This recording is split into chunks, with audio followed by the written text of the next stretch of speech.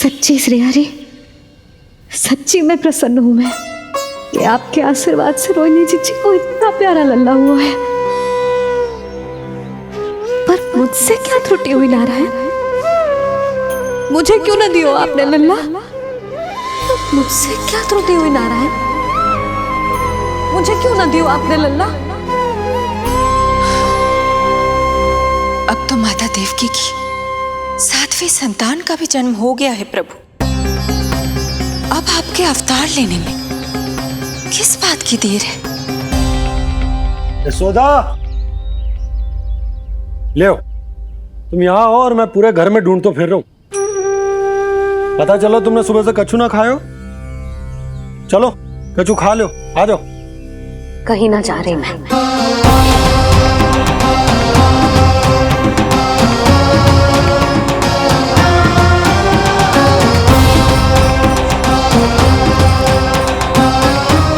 क्या हो वो? हरि को बांध के बैठी हूं। जब तक मेरे प्रश्नों के उत्तर ना देंगे, ना कहीं जाऊंगी, ना कछु खाऊंगी। कौन से प्रश्न और कैसे उत्तर? गोकुल की प्रत्येक स्त्री को ममता का वरदान दिया है आपने, तो नारायण मुझसे ऐसा कौन सा अपराध होगा कि आपने मुझे अभी तक इस सुख से वंचित रखा है?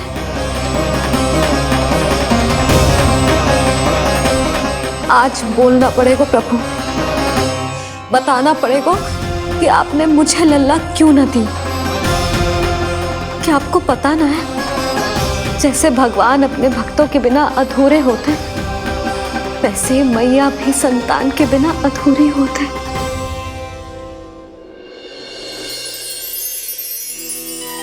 साचा सुमिरन सबसे हरि को, साचा है हरि नाम, जिनकी कृपा से बन जाती है सबके बिगड़े काम।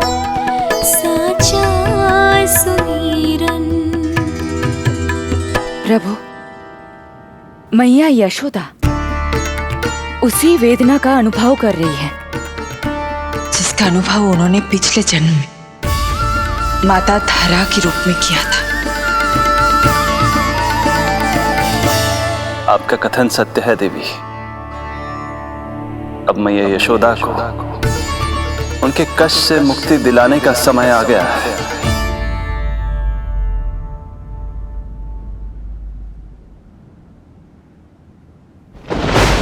उठो पूर्णा, शीघ्र ही यशोदा के यहाँ पुत्र का जन्म होगा। नक्षत्रों की गति से उत्पन्न संकेतों को देखो।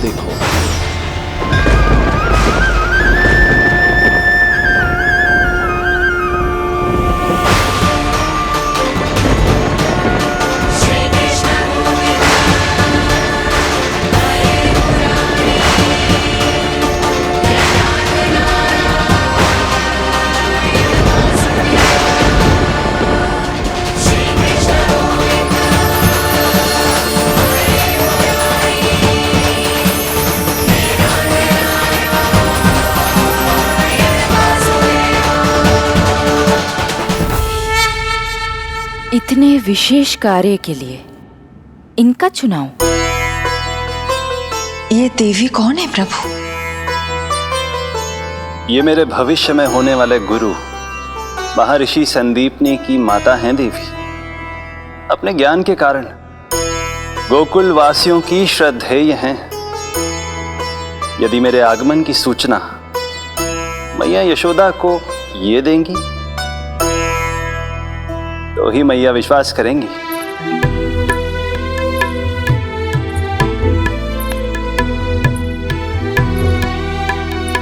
आंगन खाली, आंचल खाली, सूखे उपवन की मैं माली।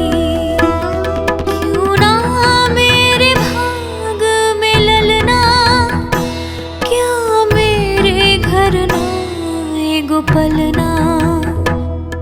विवश वश ना करो, इतना मुझको मिलेगो ना एक क्षण भी शयन को।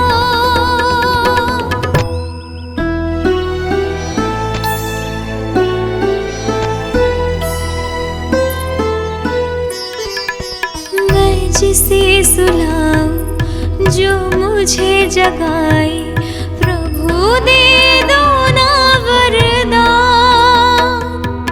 साचा सुमीरन।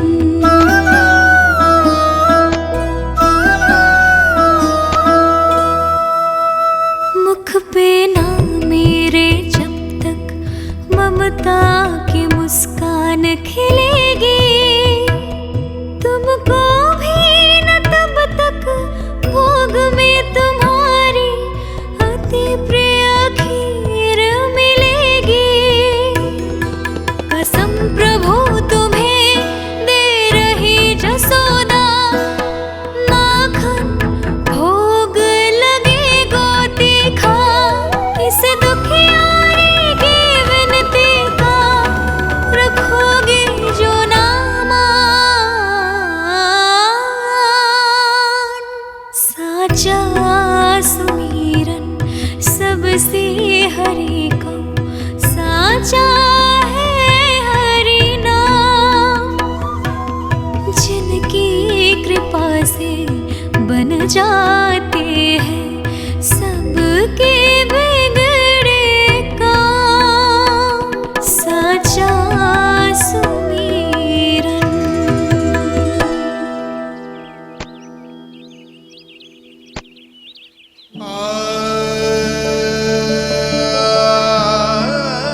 यशोदा, मैं तुम्हारी व्यथा समझ रहा हूं, पर खाना छोड़ना अच्छी बात ना है। श्री हरि तुम्हारी पुकार अवश्य सुनेंगे, भरोसा रखो। लो, कछु खा लो। भगवान से हट करना सही बात ना ही यशोदा। भूखे प्यासे रहे प्राण देने हैं क्या? यशोदा,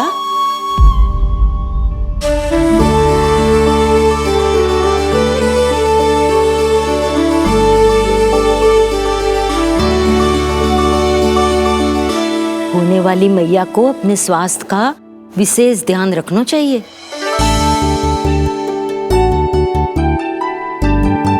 खाना खा,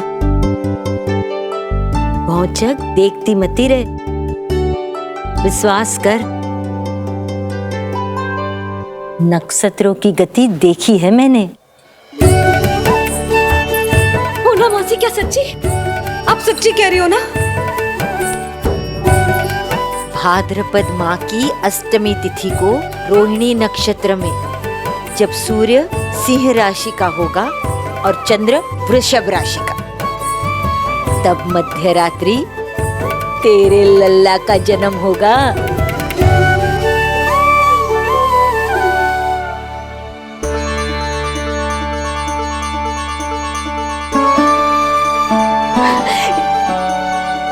इतने वर्षों में कभी किसी ऋषि मुनि, किसी ज्ञानी ने हमें ऐसी आशा ना दी।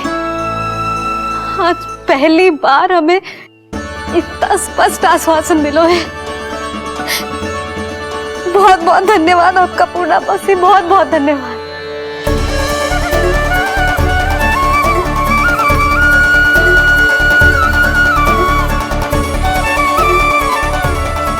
ना, मौसी को धन्यवाद ना देते लाली, मौसी से आशीर्वाद लेते हैं। ला लड्डू ला।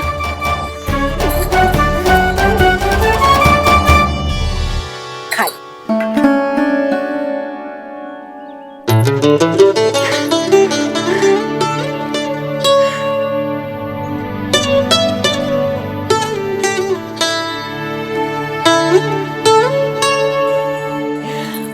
बस अब तुझे केवल उस क्षण की प्रतीक्षा करनी है। मैं मैया बनने वाली हूँ। सुना आपने, मैं मैया बनने वाली हूँ, आप बाबा बनने वाले हैं। श्री हरि ने कृपा कर दी हम पर। तुम्हारे प्रश्नों के उत्तर दे दिए नारायण ने। चलो अब शीघ्रता से भोजन कर लो। मैं जा रही हूँ रोहिणी जीजी को बताने। अरे पर भोजन। पूर्णा मौसी जो कह देती है वो हो के रहता है।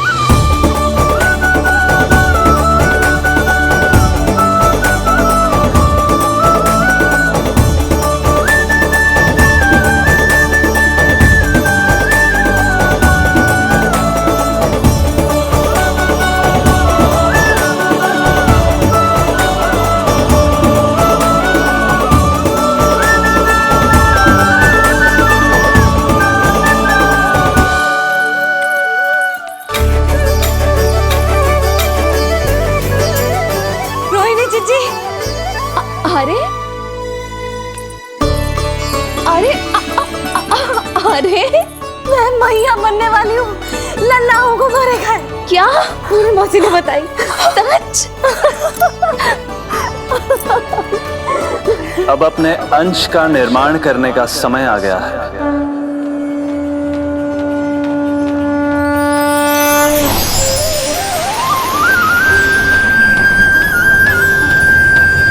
वसुदेव सुतं देवं कंसचाणूरमर्दनम्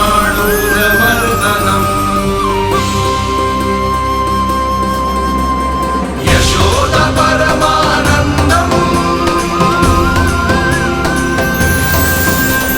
कृष्णं वन्दे जगद्गुरुं कृष्णं वन्दे जगद्गुरुं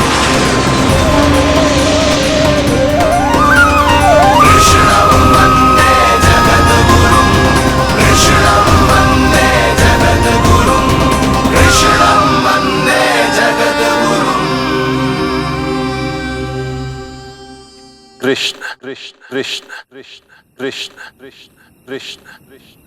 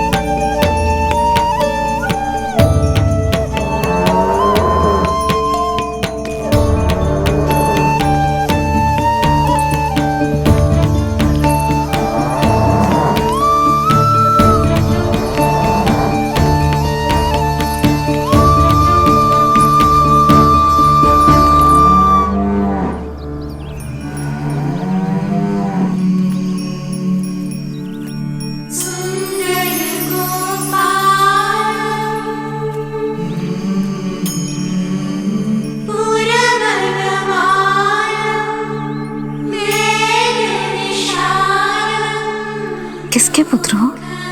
आपका।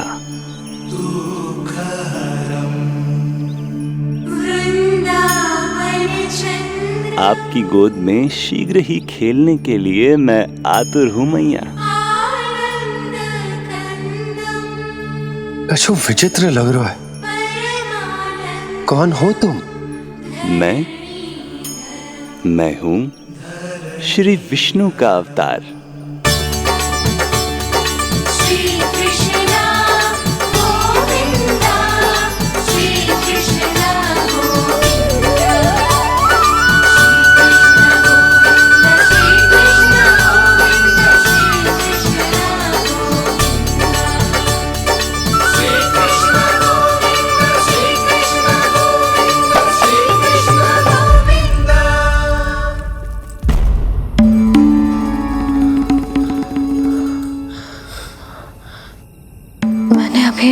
स्वप्न देखो।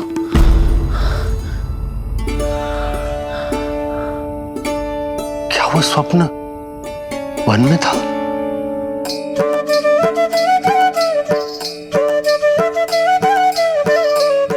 क्या मैं सत्य में श्रीमन नारायण की मैया बनने वाली हूँ?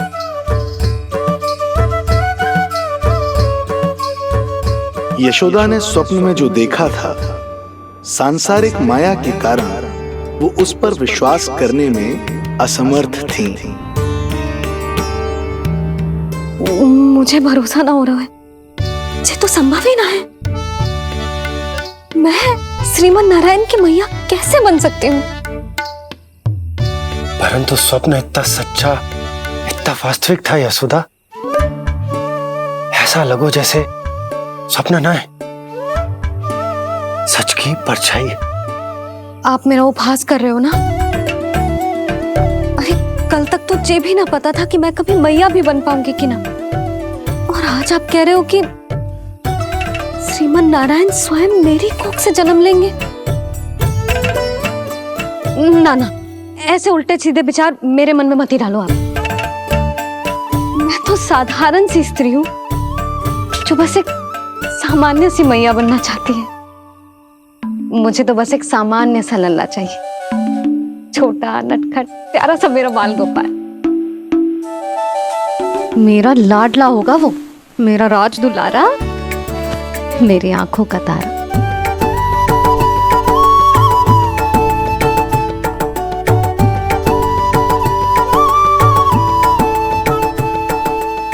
मैया यशोदा और बाबा नंद का वात्सल्य प्रेम इतना अधिक था कि उनका मन इस अद्भुत घटना पर विश्वास करने को तैयार ही नहीं था। जिस स्वप्न को सत्य समझना था, उसे मिथ्या मानकर भुला दिया उन्होंने।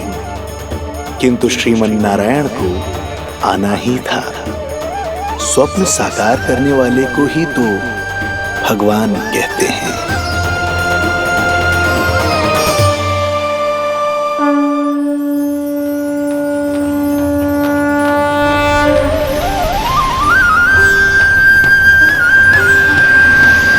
वसुदेव सुतं देवं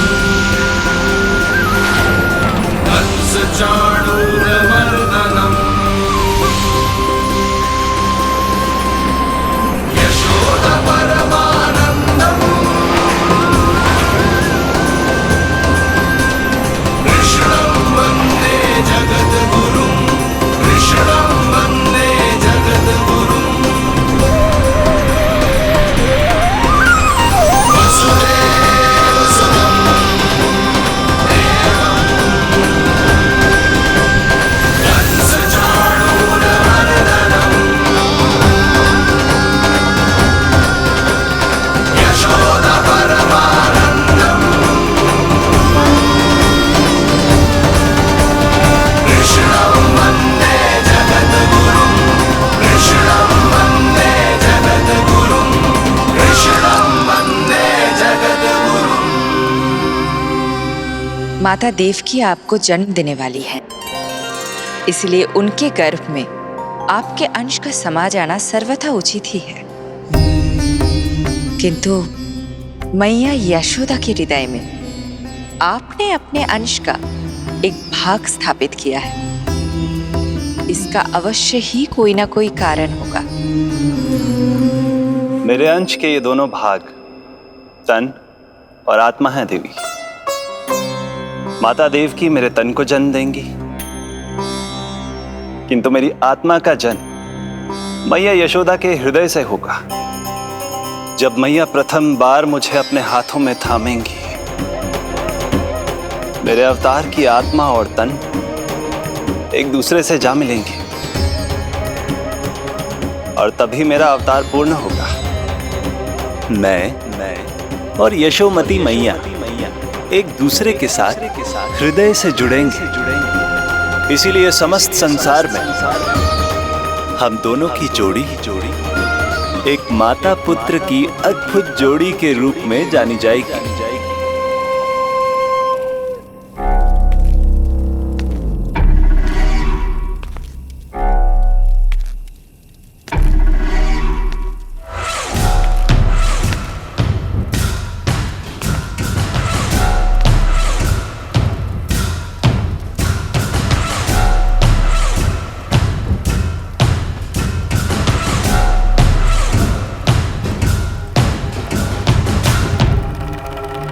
अच्छे कर्म करने वाला व्यक्ति भले ही कितनी भी विपत्तियों से क्यों ना घिरा हो, वो शांतिपूर्ण गहरी निद्रा में सो पाने में सक्षम होता है। किंतु यदि कोई व्यक्ति दुष्ट हो, क्रूर अत्याचारी हो या चोरी, हिंसा, हत्या जैसे जघन्य अपराध करता हो, तो फिर भले ही उसके पास कितनी भी संपत्ति और शक्ति क्यों ना हो, वो कभी शांतिपूर्ण निद्रा में नहीं सो पाता।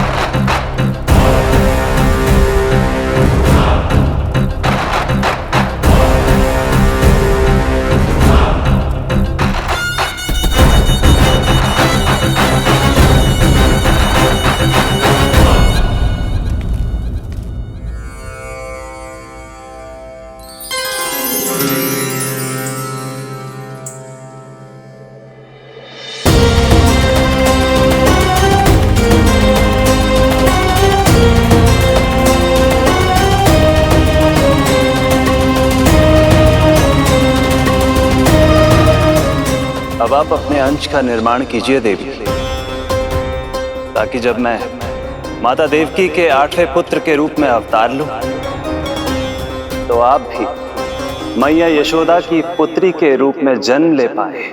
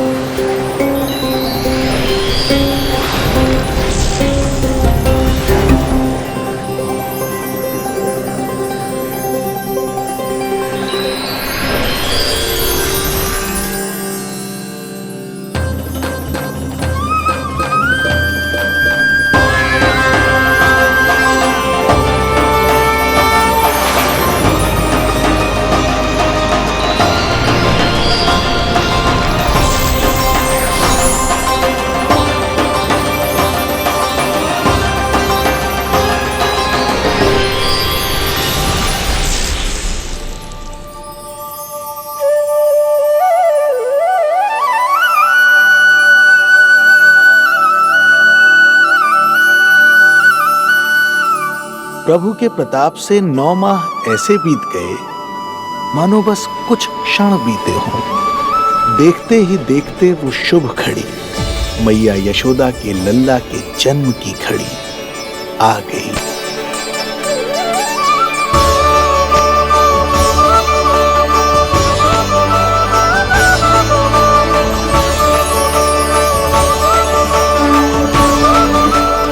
भाद्रपद माह की अष्टमी तिथि।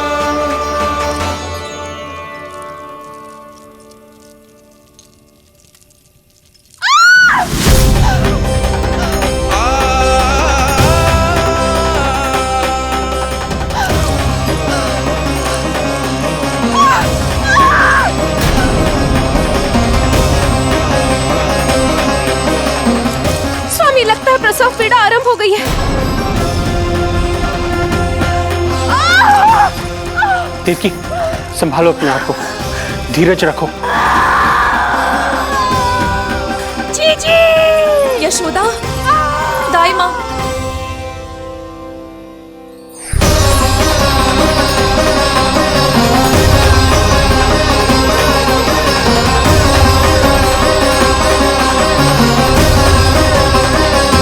रोहिणी नक्षत्र, रोहिणी नक्षत्र।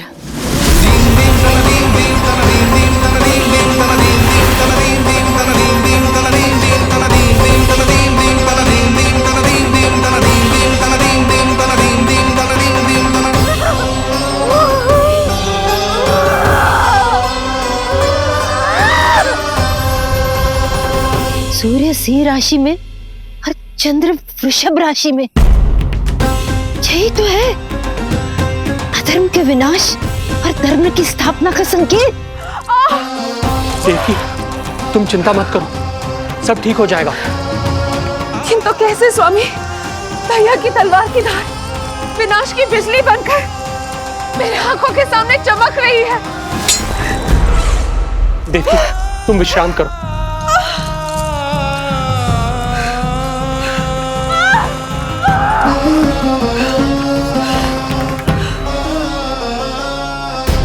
दुर्जन, जाओ फिर से देखो, मुझे पल पल का समाचार चाहिए।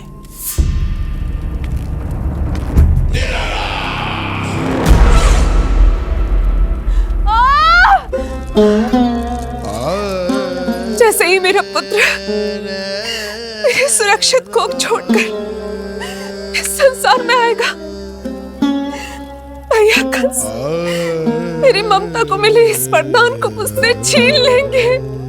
चिंता मत करो देवकी, ये हमारा 8वां पुत्र है।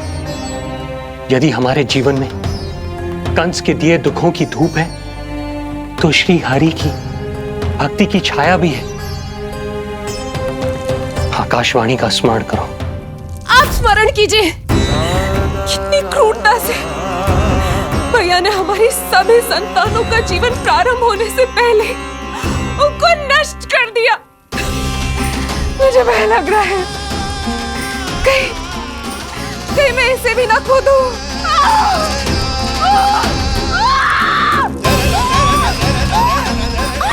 अब और प्रतीक्षा ना हो पाएगी मुझसे, अब और प्रतीक्षा ना हो पाएगी।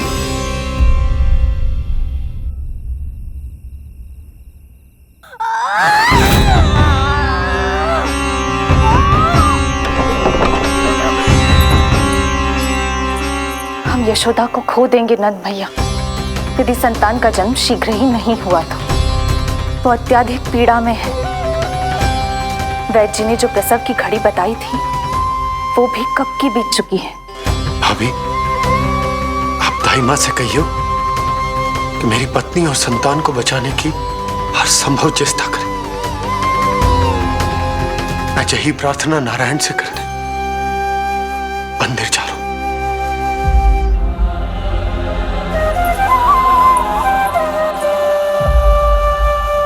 प्रभु, मैया योग माया को जन्म क्यों नहीं दे रही है?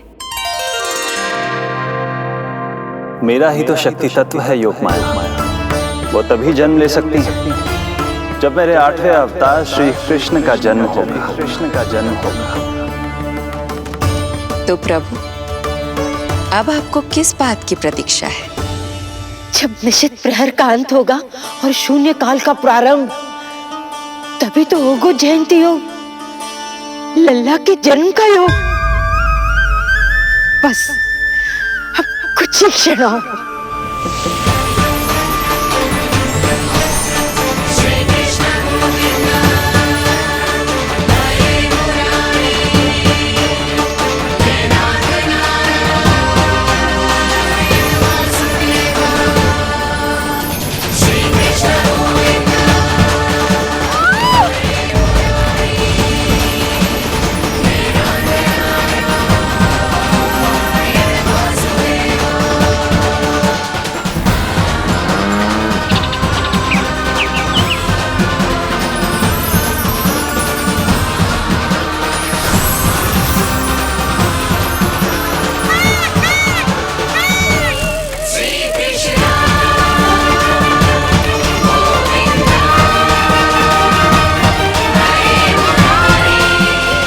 इस युग की सबसे शुभ घड़ी आ गई। प्रारंभ हो गया दिव्य शून्य काल।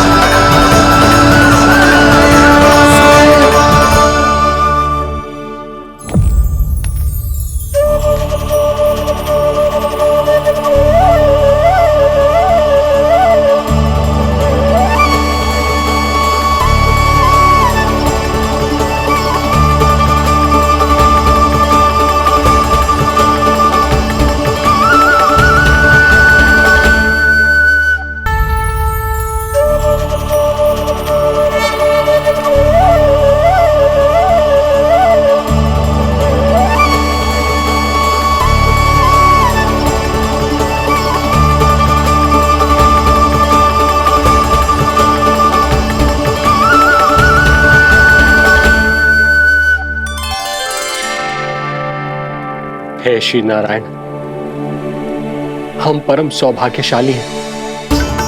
हमारे पुत्र के रूप में आप स्वयं पधारे हैं। यदि मैं कारागार से बाहर होता तो ब्राह्मणों को 10 सहस्त्र गायों का दान करता, किंतु प्रभु मैं बंधन में हूं। प्रभु, कंस को जैसे ही आपके आगमन का समाचार ज्ञात होगा, आपके प्राण हरने वो तुरंत अपनी नग्न तलवार लहराते हुए चला आएगा। हे दीनदयाल, आप तो भक्तों के भय का नाश करने वाले हैं, परंतु प्रत्येक क्षण मेरा भय और भी बढ़ता जा रहा है। मेरे क्रूर भाई ने निरंतर मेरी ममता की हत्या की है। तो अब और नहीं प्रभु, आप कोई ऐसी लीला दिखाई ताकि उस पापी को आपके जन्म के विषय में पता ही ना चल पाए। आपके इस अलौकिक चतुर्भुज रूप का समाचार उनके क्रोध की ज्वाला को और भड़का देगा और वो आपका वध करने के लिए सेना सहित यहां आ जाएंगे। इसीलिए हे जगदीश, आप सामान्य बालक के रूप में प्रकट हो जाइए ताकि मैं आपको छुपाने की चेष्टा कर सकूं। या मैं कंस को यह विश्वास दिलाने का प्रयास कर सकूं कि उन्हें आपसे कोई संकट नहीं। दया कीजिए भगवान।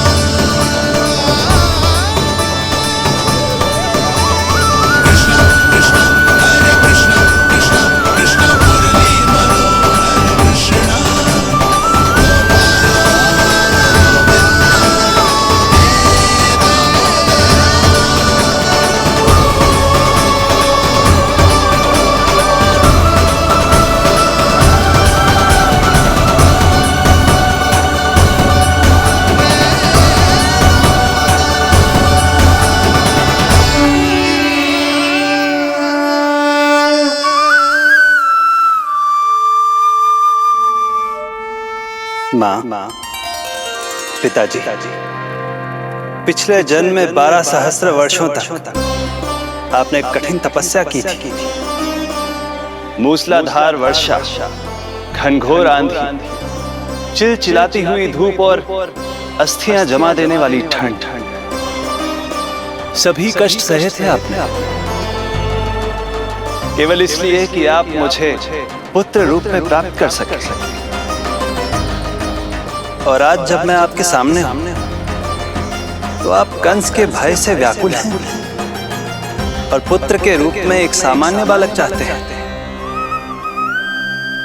मेरे माता पिता होने के नाते आपकी इच्छा का पालन करना मेरा कर्तव्य है। मैं एक सामान्य बालक का रूप धारण करूंगा। आपको मेरे लिए चिंतित होने की और कंस से भयभीत होने की आवश्यकता नहीं।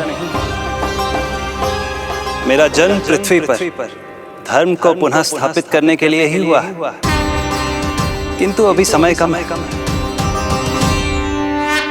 यशोदा रानी की चेतना जा रही है, ये इनके प्राणों के लिए शुभ संकेत नहीं है।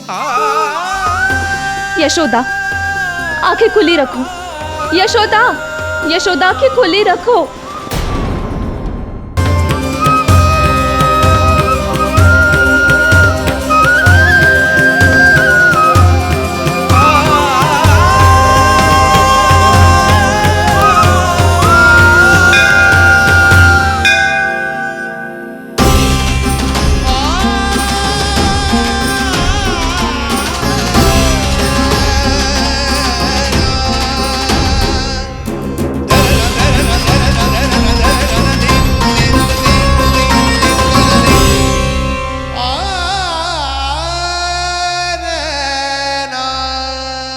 पिताजी, इससे पहले कि कंस यहाँ आए, आप मुझे लेकर यमुना पार चले जाइए।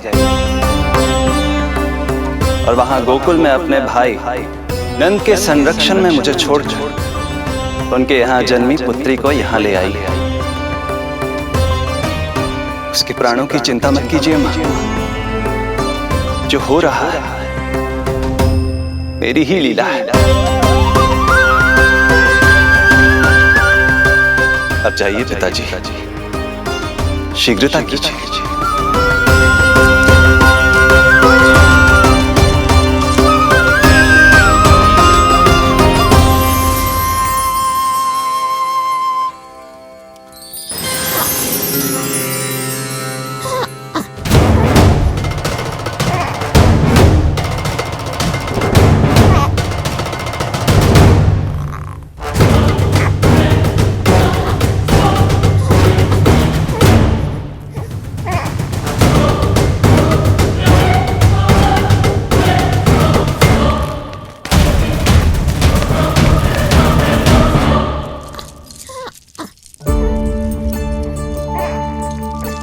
प्रभु, प्रभु क्या करना है ये तो आपने बता दिया, किंतु कैसे करना है ये नहीं बताया। पीढ़ियों में जकड़ा हुआ हूं, कारागार से बाहर कैसे जाऊंगा? यशोदा, बस थोड़ी देर और धैर्य रखो। अब और प्रतीक्षा ना हो पाएगी मुझसे। अब और प्रतीक्षा ना हो पाएगी। अब और अधिक प्रतीक्षा आपको करनी भी नहीं पड़ेगी मैया।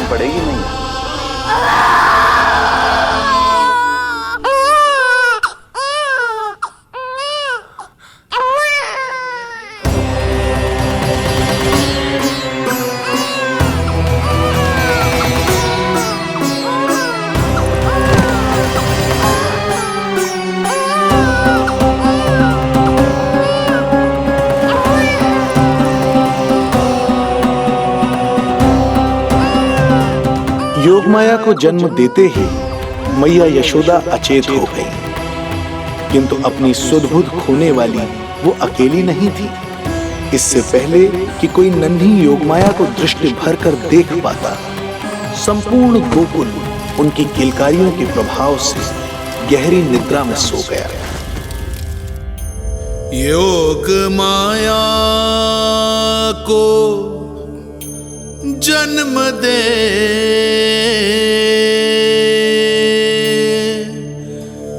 यशोमती हुई निढाल,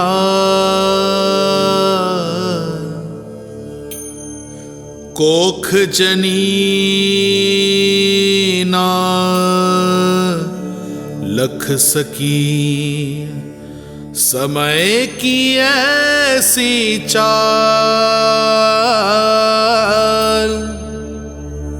समय की ऐसी चाल।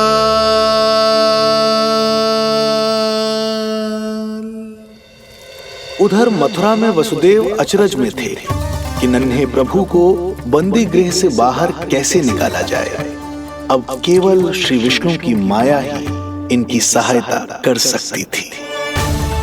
प्रभु की आज्ञा का पालन कैसे संभव होगा? संपूर्ण कारागार पहरेदारों से भरा पड़ा है।